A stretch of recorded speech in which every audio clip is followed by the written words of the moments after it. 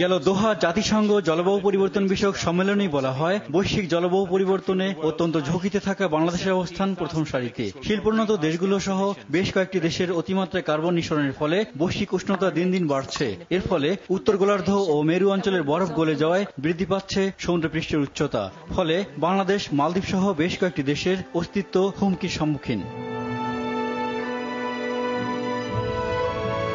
জলবায়ু পরিবর্তনের ঝুঁকিপূর্ণ দেশগুলোর মধ্যে শীর্ষে থাকা বাংলাদেশকে নিয়ে জাতিসংঘের মতো উদ্বিগ্ন বিশ্ব ব্যাংকও। বুধবার এই উদ্বেগ প্রকাশিত হয় ব্যাংকটির গবেষণা রিপোর্টে। এতে বলা হয়, বৈশ্বিক উষ্ণতা বৃদ্ধির ফলে দক্ষিণ এশিয়ার দেশগুলোর মধ্যে বাংলাদেশই সবচেয়ে বেশি ক্ষতির সম্মুখীন হবে। I'm very concerned. 40% of the land that's currently used in growing maize incapable of growing maize.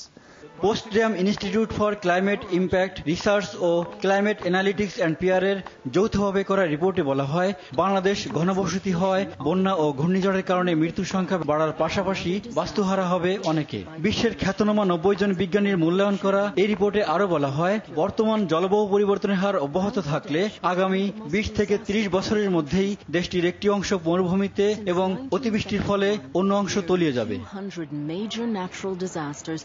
পরিবর্তনের হারকে উদ্বেগজনক উল্লেখ করে রিপোর্টে আরো বলা হয়, এতে খাদ্যাভ্যাস, বাস্তু সংস্থানের উপর বিরূপ প্রভাব পড়বে, যা দেশটির অর্থনৈতিক লক্ষ্য দারিদ্র্য বিমোচনের হারকে কমিয়ে দেবে কয়েক গুণ।